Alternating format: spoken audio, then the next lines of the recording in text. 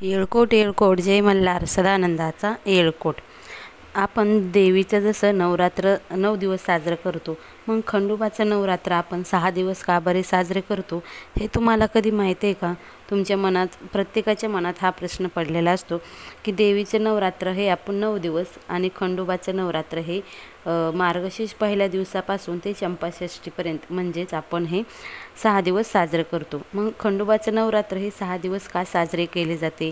चंपाषष्ठीलाच खंडोबाची तळी का भरतात? तळी भरणे म्हणजे तो एक कुलाचार आहे। तळीमध्ये भरीत भाकरीचा नैवेद्य आपण खंडोबाला दाखवला जातो। कर्त्या पुरुषाने येळकोट येळकोट जय मल्हार सदानंदाचा येळकोट असे 5 वेळा म्हणून तळी आपण उचलले जाते आणि तळीला भाकरीचा जो प्रसाद आहे तो सर्वांनी खाल्ला जातो। महाराष्ट्राच्या कानाकोपऱ्यातून भाविक जेजुरीला दर्शनासाठी येत असतात।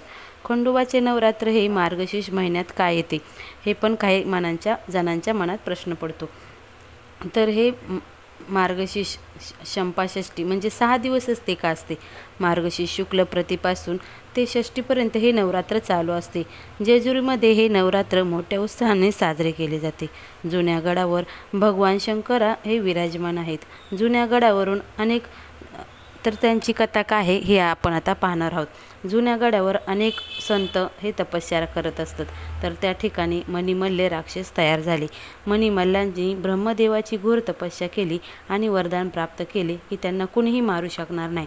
त्यामुळे ते लोकांना त्रास देऊ लागले आणि ते जेजुरी गडावर आले। त्यांनी साधू संत जे तपस्या करत होते त्यांना त्रास द्यायला सुरुवात केली आणि त्यांना सांगितलं की तुम्ही देवी देवताची पूजा करू नका, आमची पूजा करा, आम्ही देव आहोत, आम्हाला अमरण असं वरदान प्राप्त भेटले, त्यामुळे तुम्ही देवतांची पूजा न करता आमची पूजा करा असं त्यांना त्रास देऊ लागले। या त्रासाला कंटाळून संतांनी साधूंनी भगवान शंकराची तपस्या केली आणि त्यांना प्रसन्न केली आणि देवांना सांगितले की मणिमल्ले राक्षसापासून आम्हाला वाचवा। त्यावेळेस महादेवाने भगवान शंकराने मार्तंड भैरवाचा अवतार घेतला आणि मणिमल्ले राक्षसाचा वध केला। त्यावेळी मार्तंड भैरवाला मणी आणि मल्ल हे शरण आल्यामुळे त्यांना मल्हारी असेही नाव पडले। म्हणूनच आपण येळकोट येळकोट जय मल्हार सदानंदाचा येळकोट असं हे मार्तंड भैरवाचं रूप आहे। ते जितकं उग्र आहे तितकंच ते शांत आणि दयाळू आणि भक्ताच्या हाकेला लवकर धावून येणार आहे।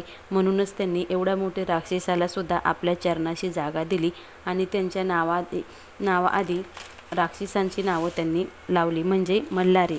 मार्तंड मल्हारी हे नाव आपल्याला सर्वांनाच माहिती आहे। आपण म्हणतो येळकोट येळकोट जय मल्हार, ते त्यांचंच आहे। तर आता काय करायचं, आता हे तुम्हाला कळत असेल की ज्यावेळेस मणी आणि मल्ले यांच्या संग युद्ध सुरू झालं तो दिवस होता मार्गशीर्ष शुक्ल पहिला दिवस आणि युद्ध संपलं तो होता चंपाषष्ठी म्हणजे 6व्या दिवशी युद्ध संपलं आणि युद्ध संपल्यामुळेच तो उत्सव साजरा केला जातो। हे कारण त्याच्या मागं आहे की हे नवरात्र फक्त 6 दिवसाचं असतं आणि शारदीय नवरात्र हे 9 दिवसाचं असतं, ज्यावेळेस आई भगवतीनं महिषासुरांचा वध केला ते।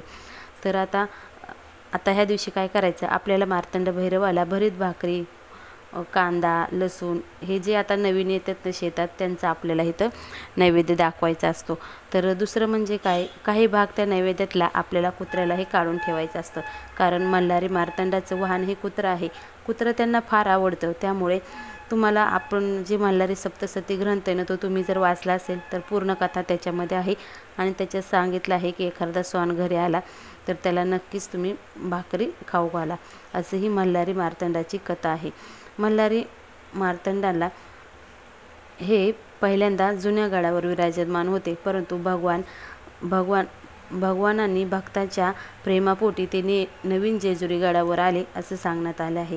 कुलदैवत खंडोबा तुमचा असेल तर वर्षातून एकदा त्यांच्या दर्शनाला नक्कीच जा, कारण तुमचे जे काही संकटे असतात ते खंडोबा नक्कीच दूर करतात आणि जीवनात जे काही वाईट संकटे येणार असतात ते कुलदैवत आपल्यावर घेत असते। त्यामुळे तुमचा विश्वास आणि श्रद्धा असेल तर तुम्ही वर्षातून त्यांची एकदा पूजा करायला नक्कीच त्यांच्या मूळ स्थानावर जा। प्रभू श्रीरामाने सुद्धा आपल्या कुलदेवतेची पूजा केली होती। जीवनात जर यशस्वी व्हायचं असेल, तुम्हाला मानसिक समाधान पाहिजे असेल, सुख समृद्धी पाहिजे असेल तर मल्हारी मार्तंडाच्या पायापाशी तुम्ही एकदा तरी नतमस्तक नक्कीच व्हा. कारण स्वामी महाराज पण म्हणायचे, अगोदर तुम्ही तुमचे कुलदेवी, कुलदैवता, माता पिता आणि पितरांची सेवा करा, मगच माझी सेवा करा. त्यामुळे तुम्हाला एवढं जर कळलं असेल की तुम्हाला जर यशस्वी व्हायचं असेल, सुख समृद्धी पाहिजे असेल, तर पहिल्यांदा आपल्या कुलदेवी आणि कुलदेवताचा आशीर्वाद प्राप्त पाहिजे. मगच तुम्ही बाकी इतर देवी देवतांचं व्रत आणि वैकल्य करा. ह्याच्यावरून हे कळलं असेल की तुम्ही हे शिवरात्र मोठ्या उत्साहात साजरे करा आणि आपल्या कुलदेवी आणि कुलदेवताचा आशीर्वाद नक्कीच प्राप्त करा. श्री स्वामी समर्थ. श्री गुरुदेव दत्त.